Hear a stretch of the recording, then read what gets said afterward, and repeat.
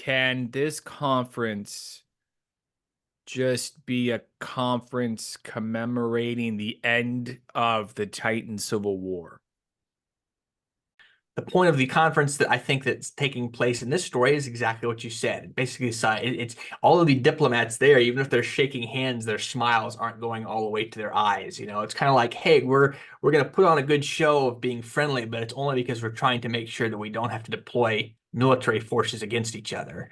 Because you got to remember, at this point, this is 2369. It's 8 years after the Draconist Wars, and there's tensions going on between Mars, and I'm sorry, well, Mars is included in this, but between the ICA and the Alliance, they're sort of like each one is eyeing the other one down across no man's land. You know, it's kind of like North and South Korea. They're trying it, maybe North and South Korea, not maybe not North and South Korea right now, maybe North and South Korea like 10 years ago, before all of the like current stresses and tensions started racking up about 4 or 5 years ago, whenever it was.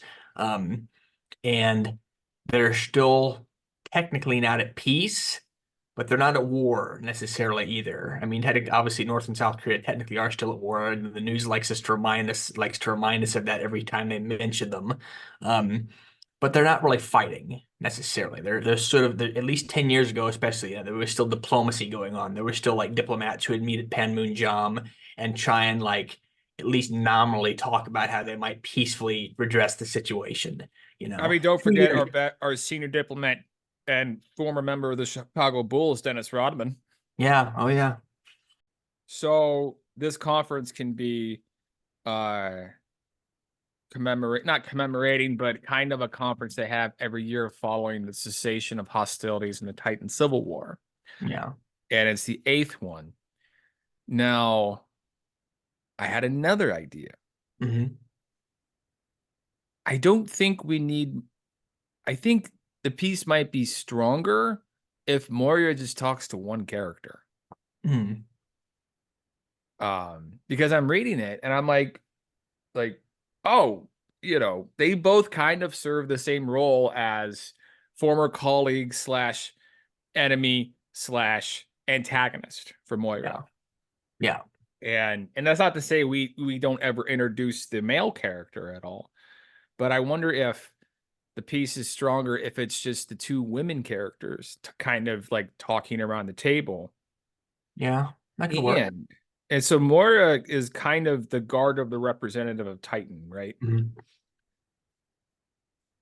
So, and here's my thought is I want, like, if we're going to have all of this, I mean, I don't even know how to pull this off yet, but I'm sure we'll figure it out in 8 drafts or so. I want all of the diplomacy between Titan and Mars to take place between their bodyguards, to take place between Moira and the other person. And I don't remember her name, but I'm sure it's something. Well, remember, she's from Callisto. She's Alliance. She's not from Mars. So maybe I should mix the two characters.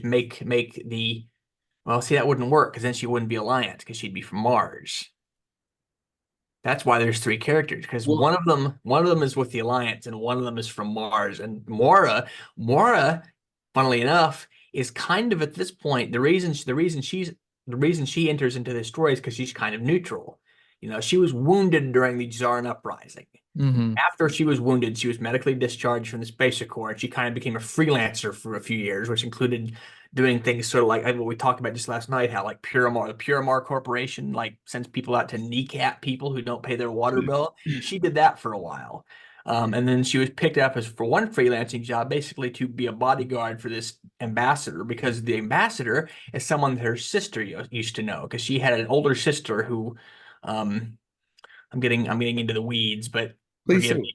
But because again, this is all important information about the character. Moira and her sister were born on Titan in like the mid to late 2320s. So right around the time that the like Draconist wars were starting to heat up. They hadn't really gotten to Titan yet, but they were starting to heat up, and there were Draconists moving to Titan to try and cadres basically moving to Titan, trying to like incite an insurrection and a revolution. One of these, their father basically experimented on them as children and was trying to create super soldiers, like experimented on them and other kids. Like he basically volunteered, quote unquote, volunteered his own daughters for this like, child super soldier program, which then ended up later on becoming part of the inspiration for Project Alpha, which we've talked about, I think, before, but that's a whole nother story. Thing is, Moira ended up becoming sort of like an elite super soldier. Her sister ended up becoming like an elite diplomat. Now, one of the people that she met before she was killed by the Zarns during the Zarn uprising was this guy who ends up becoming the ambassador from the Commonwealth of Titan, which is the like, the sort of the ICA side of Titan. Well, what side is Titan on? The Alliance? Titan's with the Well, that's the Alliance. thing. Remember, Titan at this point is partitioned. After the first Titan Civil War, Titan is partitioned basically right along. I mean, it's not a straight like north-south no east-west split, but they're basically split into two halves of the moon. Well, okay, who so Moira's sister is a diplomat? Was a diplomat, yes. Could she be the diplomat for the ICA? Is there a reason she couldn't be?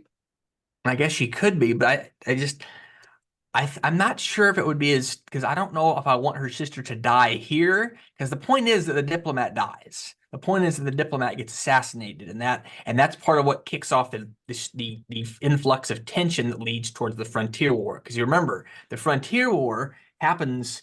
Oh, this is the Archduke Ferdinand. Yeah, this is part of the Archduke Ferdinand. There's like three things that lead to the Frontier War. First, Okay. the ambassador from the Commonwealth of Titan is assassinated by who they suspect is either a sympathizer or who they know is a sympathizer of the Alliance and may even be like an Alliance agent. Second, there's the Mars crisis, which is based on that story Bicentennial that I think you probably read at some point, where there's this young like there's this young spacer who kills a civic like organizer during a workers' protest in Aldrin City, which leads to like protests all over Mars and sort of destabilizes things because now Mars is sort of destabilized, and that means the outer system's kind of like given free reign to do it at once. And then finally, there's that incident where the Alpha team of Alphas, again, we mentioned Alphas a minute ago, these like special telepathic soldiers, special telepathic like secret agents are captured on Callisto. That Okay. happens all in the span of about 2 years. I mean, basically it's a 2 year with bookends. There's the assassination of the Titan, the ambassador from the Commonwealth of Titan, that happens in 2369. A little bit later that year, the Mars crisis begins, and then 2 years later, the Alphas are captured on Callisto, and not long after that, the Frontier War begins. Okay. So yeah, and I like your thinking with having Mara's sister be the ambassador that she's bodyguarding, because that makes a lot of sense. The only reason I'm hesitant to do that is because as much as it's nice, because I know this is kind of your style. You're thinking of how we could simplify. Take one character, two characters, and reduce it down to one. The reason I have her sister die like 12 years earlier, or 13 years earlier, is because that's part of what makes Mara who she is at the time of this story. She didn't used to all I mean, she's always been kind of hardcore, but the fact that she was blown up and left for dead by Zarn terrorists and that her sister was murdered by Zarn terrorists, that's kind of what makes her sort of like cynical and hardcore. So about me wanting to simplify things, you're right, in life is complicated, but stories are simple. They have to be simple so like Mhm. people can kind of you have to be able to connect the dots in a narrative. And if there's and it has to be kind of a tight connection. Yeah, because now I'm thinking, work with me here. Now Okay. I'm thinking, what if this was her sister? And like when her sister was giving the speech, she's thinking, oh, big sis is, really, really pulling one out of her hat today. Yeah. And then when her sister dies, like this is the first time she's felt emotion in a long time or anything close to emotion. Because again, another facet of Moira's character that I don't think I've touched on in this episode, but I might have mentioned to you at some point, is she doesn't really feel emotion. She's kind of emotionally autistic. And again, that's partly because that's me writing her, but it's also because that's how she is. It's for two reasons really. It's because of the experimentation that was done on her as a kid, And it's because when she was blown up and left for dead, it like damaged her brain and basically damaged her ability to feel emotions, especially fear. That's part of why she's such a good, I commando. was I was gonna say, being blown up. I've never been blown up. I've known people that have been blown up, and you don't have to have that and a traumatic, horrific loss at the same time. You could just be fucked up from being blown up, Yeah. right? You could just be So blown up and then you know, be kind of a weird, angry person after that. yeah. Um, And then that leads back to when if her sister gets murdered here at this conference, um, that then sets her on the path of reaching out to the ICA to say, "Hey, I want to help. I want to get back in the game." Because again, remember, she's been kind of like an unaligned player for like 10 years at this point. yeah. This is where this the whole it went through a couple of iterations, I think, before it even came across your desk. So it was actually a version where the story ended with Mara being handed a note by the Alliance intelligence officer whose name I can't remember, but which is pathetic, I know, but It's not pathetic, man. You've written a lot of stuff. yeah, no, but it's like she hands her a note and says, "Go find the journeyman," and that's where she goes after this. But the way it is now, the story ends with her seeking out the ICA, and that's how she becomes Tracer. And the Tracers are basically they're kind of like Mandalorians in that they're bounty hunters. Most of them are they're basically, or they're kind of like another iteration of Blade Runners because they're basically state-sanctioned bounty hunters, except instead of tracking down rogue Zarans, they track down like enemies of the state, like former Draconis war criminals, Alliance generals during the Frontier Wars, stuff like that, behind enemy lines with no hope of backup or extraction and plausible deniability, and they basically are said it's like a single or maybe two or three people tops per team sent out to, hey, we have this target we want you to kill or capture if possible, usually kill. And you get paid and we basically pay you to live however you want and do it. Because again, you got to remember the sort of people who are taking this sort of position aren't usually the most emotionally stable or like so stable in general. They probably don't have families. They Yep. probably aren't like well adjusted. So this is basically all they can do. It's like, Mhm. oh, you're gonna pay me like you're gonna give me health insurance, 3 squares a day and passage on any ship I want. And the only thing I have to do is go out there and track down people that you like every time you hand me I slide a file folder across my virtual desk, so to speak, to tell me to go track someone down and kill them. I have to do it. Okay, I'll do it. Problem solved. That's pretty much what Mara does after this conference for like the next 8 years or something. Because So that's what kind she's of doing. That's what she's doing when kind of tying into another story that we've got sketched out. That's what she's doing when she is tasked with tracking down and capturing um Janet Harkov and Alyssa Yukala, who went missing 20 years earlier. so with politics through other means, kind of something I'm interested in with this Hmm. is having, because it's like 15,000 words of mostly discussion. Hmm. And I kind of want the discussion to be the the the diplomacy between Mars and Titan, or Hmm. Mars and the Alliance, right? Yeah. The IC and the Alliance, whatever. Yeah. Titan's kind of the middle ground, is that right? Yeah. At this point, the Titan is kind of And a proxy war. and and and so how do we get it to where you have an Alliance member on one side of the table and an ICA member on a representative on the other side of the table, and they're talking, and one of them's Moira Halleck? See, the only way to do that is to have Moira be the ICA member. Yeah. Is there a reason why her sister No, couldn't be in because a that's the thing. If her sister is there as the diplomat from the Commonwealth of Titan, which is there representing the Commonwealth of Titan, then Moira would have a stake in the matter too, because it's basically, hey, I may not really care what goes on, but I do kind of care. Moira Halleck's sister, what if she is the representative of the ICA on Mars? I Right. could. The ICA is headquartered on Mars. Mhm. The ICA, it's kind of a expansionist, like they're from what I remember in our world building episodes, the ICA started as kind of like a loose confederation, but if they're collecting taxes at the point of a gun, they're a government, right? I know that's a libertarian talking point, but that's kind of the definition, you know. Um, Well, like I said, and hold it's on, kind of go ahead. and so as the repres, because what I'm looking for is the diplomacy of both sides taking place within the 15,000 words we have of this story. Hmm. And you see in the story all of the diplomacy breaking down to where at the end of it, they realize, oh, we can't come to terms. We can no longer figure this out. It's like watching a divorce in slow motion.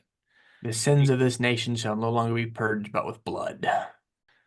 And to cap it off, Moira's sister dies at the end of it, right? The only reason Moira believes in peace at all is because her sister buys into it.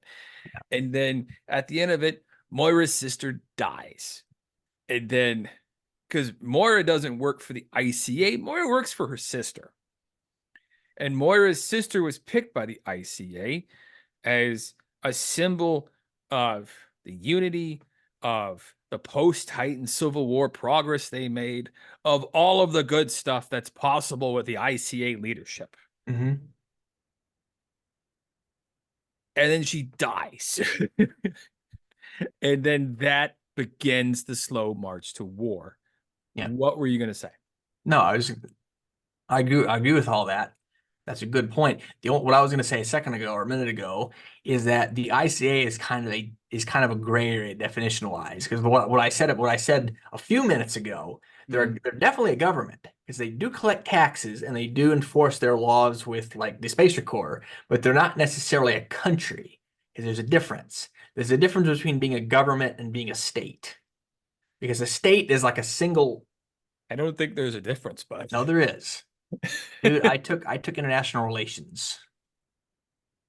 well, that doesn't matter. There's There's not. some sort of like hand wavium type of stuff that you kind of have to get into, but it's basically a government. It's kind of like how you can have what are I can't remember the different definitions for the life of me, but there's like you can have a government that's not necessarily a country, just like you can have a country that doesn't have a government.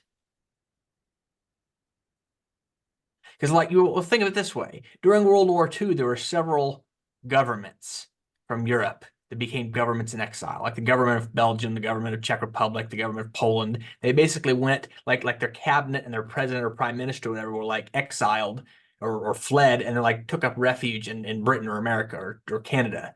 But I mean, they lived at the pleasure of the crown Yes, and the I president. know. But bear with me. What I'm saying is, if you can have that, then you can have a. Because again, the point of the ICA is that it isn't one single planet or moon or comet or anything. It's a federation of all of them. You know, Yeah. the United Federation of Planets may be based on Earth, Mm-hmm. may be but and may be composed of a whole bunch of different worlds, and it may have a centralized government where you have like senators or councilors, or whatever the hell they're called in Star Trek, who come together and talk about how they're going to govern the whole body. But it's not necessarily a country of any one of all of them put together. It's a federation of all of them put together, but it's not any one country. You're describing federalism. Yeah. That's the basis of American government is federalism. Okay. Like James Madison wrote something called the Federalist Papers, where he laid I'm out, aware. I've seen Hamilton like 5 times. or I've read some of the Federalist Papers, but I know the kind of the gist of them, where you have a centralized strong government, but it the federal government, it does not make sense for them to make blanket statements over a giant population, right? So what's good for Nevada does not work for New Jersey. So decentralizing to localities to handle their local business, but on a greater scale, the government collects taxes um, at the point of a gun and raises armies. Mhm. That's what a federalist government do. That's what I call it, the federal government. Like, I promise you, if they raise armies, if they can conscript armies and then raise taxes and enforce laws, that is like the definition of a government. Mhm. Anything else isn't. That's it's Well, again, you keep coming back to it's a government, but it's not necessarily a country. it sounds like it sounds like a federalized government country. Like it But sounds like no, you have to you remember there's a difference between a government and a country. A government is what runs a country. A country is a body. The post-Westphalia, and we're getting really into the weeds now because we're getting into like a real podcasty stuff here. Like real government talk podcasty stuff. But go anyway, for it. the post-Westphalian nation state, and again, this is something they talked about when in a couple of classes I took when I was at IUPUI. The Mm-hmm. post-Westphalian nation state is an entity that is separate from the government that runs it. Because take China, you Mm-hmm. know, you've got the People's Republic of China. That's the proper name of China. Mm-hmm. But then you've got the Chinese Communist Party, which is what runs the People's Republic of China. The Chinese Communist Party didn't always run China, just like the People's Republic of China didn't always exist. At one point, it was the Republic of China when it was run by I think the Kuomintang was what it was called. There's different governments and they run different countries, but the governments can be changed out just like the countries can be changed out. They're two moving like blocks. Why would this not be a country though? Why would it not be a nation? Well, Because because the ICA is in a nationality. It's kind of I mean, the United States is well, no, because remember we talked about this when we talked about the ICA and the ICA world building episode. It's closer to the European Union than it is to the United States. Mars is kind of like the United States, but the ICA is more like the European Union. People don't call them if you can even look at it like color at these maps people have made. Where it's like what do you call yourself? Do you call yourself a member of your ethnicity? Do you call yourself a member of your country, of your nationality, or do you call yourself a member of your like continent? And if you go to Europe, there's like maybe one country out of the 30 or so that are there that consider themselves Europeans first. Everyone else consider themselves members of their nationality or ethnicity. And that's their primary thing. So in the ICA, yeah, these spacers may wear the blue the teal and white flag of the ICA on one shoulder, but their other shoulder has the flag of the world they're from, and that's their primary nationality. but they take their instructions from the ICA. Yes, but They're again, the they're but it's a the government. It's a government. It's an umbrella. It's not the corpus. because the United Nations does not raise taxes and does not enforce laws to the point of a gun. And it does not raise armies. Its member nations volunteer uh, forces, and the United States bankrolls most of it. And what I'm saying is, this is not the United Nations because, and it does not. We're talking at different ends about something, and I'm trying to figure out where the disconnect is here. Well, because I thought the agreement because I was thinking it was more like the United Nations, but then you told me no, it should be more like the European Union because that's basically what the European Union is. It's a federation Mm-hmm. of individual countries that have their own local governments, Yeah. which is exactly what it is in the ICA. You get the government of Mars, the government of Ceres, the government of Europa, all these different individual worlds, and they're Mm-hmm. part of this larger federation that can raise armies and collect tax, can raise armies to defend and collect taxes to build and enforce and pass and enforce laws to govern the overall body. But each individual place is its own local government and country, technically. Yeah, you're describing federalism. Like, like that's exactly what it is. Like, did I say that? Yes, you did. You said that, but again, there's different. I don't know if styles is the right word for it. There's different layers of federalism because the United States is federalist. That is a certain truth. That is a certainty. It's been federalist since it was founded. Hopefully, it will remain federalist. Um, but the European Union is technically a federation as well. They just don't call it the European Federation because it's a little bit more relaxed because it's not. The ICA would probably be somewhere in between those two. They have a centralized leadership. So in the European Union, taxation is the prerogative of the member states. The EU only has limited competencies. The EU does not have a direct role in collecting or the settling tax rates. The EU cannot raise taxes. Now, I'm not saying it's exactly an anagram for the United States, but I think it's something different. And this is a good discussion. And I'm sorry to pull up Professor Google like that. You're fine. I don't care. That's what it's there for. And this is good.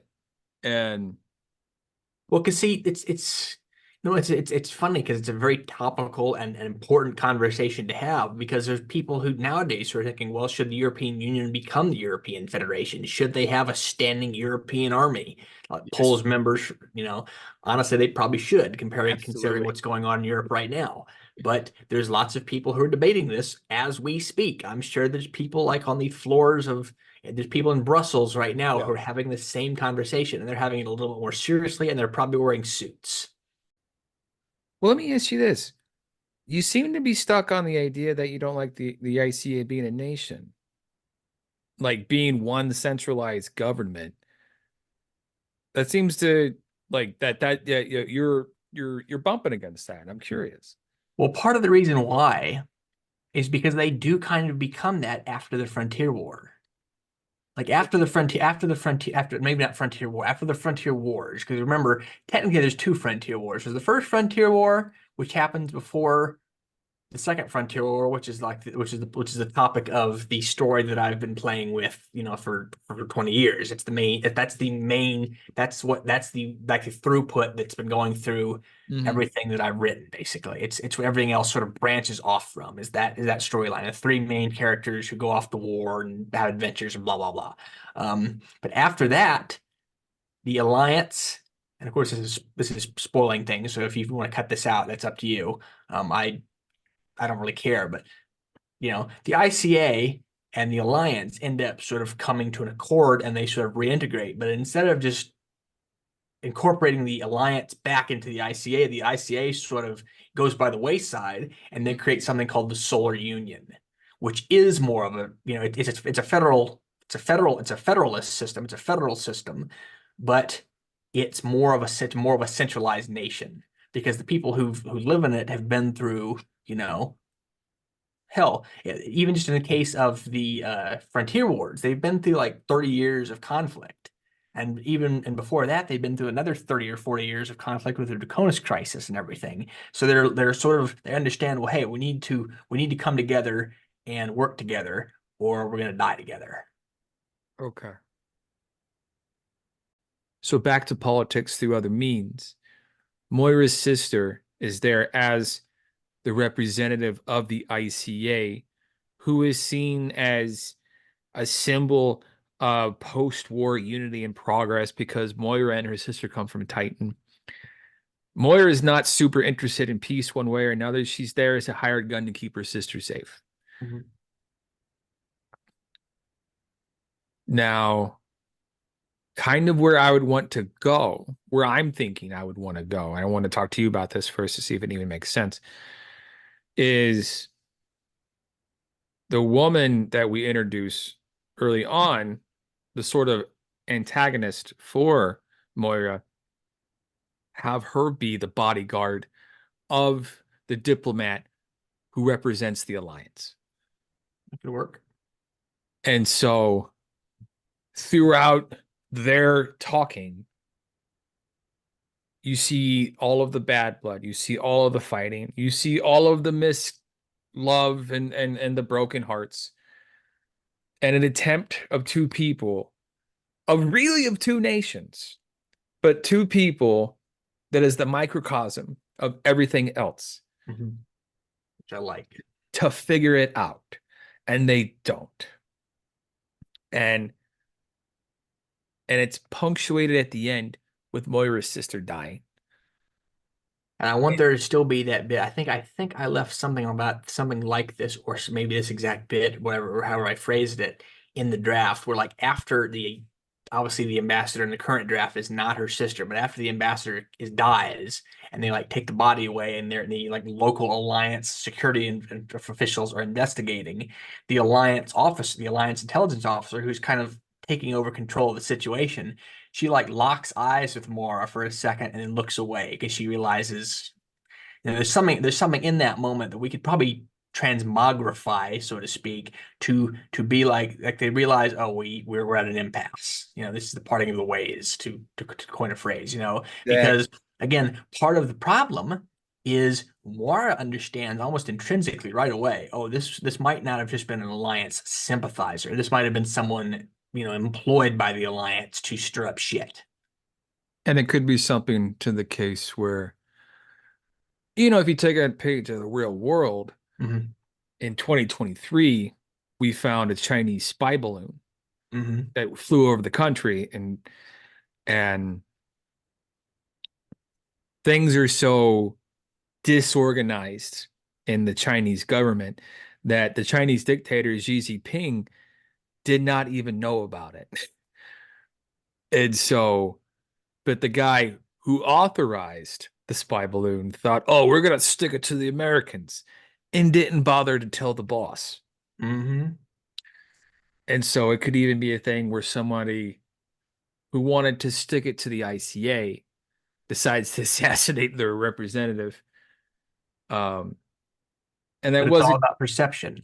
Because yeah, even if it was just a one-off sympathizer, the problem is the fact that it can be perceived as having been yeah, greenlit by somebody with authority on the side of the alliance. That yeah. leaves a bad taste in the ICA's mouth. Honestly, it leaves a bad taste in a lot of other people's mouths because it points the finger at the alliance, which then gets them on the defensive, which then heightens tensions further. And then all Moira knows is that she's caught in between the great power struggle again. Yeah. And and all she can feel is the utter loss and devastation of the last of her family dying. And The only family like she had really, because and her then she father feels, wasn't a father. there you go. And then she feels something briefly, and then she knows she'll never feel anything again after that. Yeah. And I think it should end at that, right?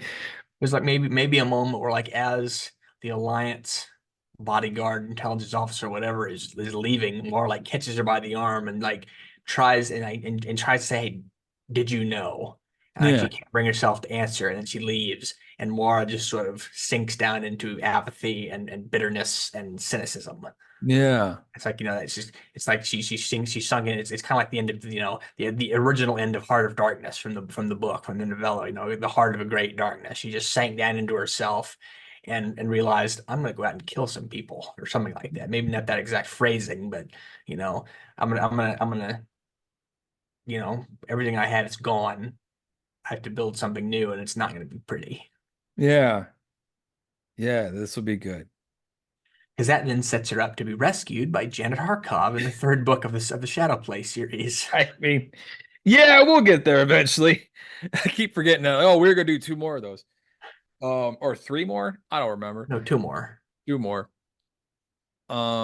Anyway, do you have any more thoughts on politics through other means? No, I don't think so. For the Blanket Fortress of Solitude, I am Derwin, I am Nick. and we will see you next Monday morning at 0700.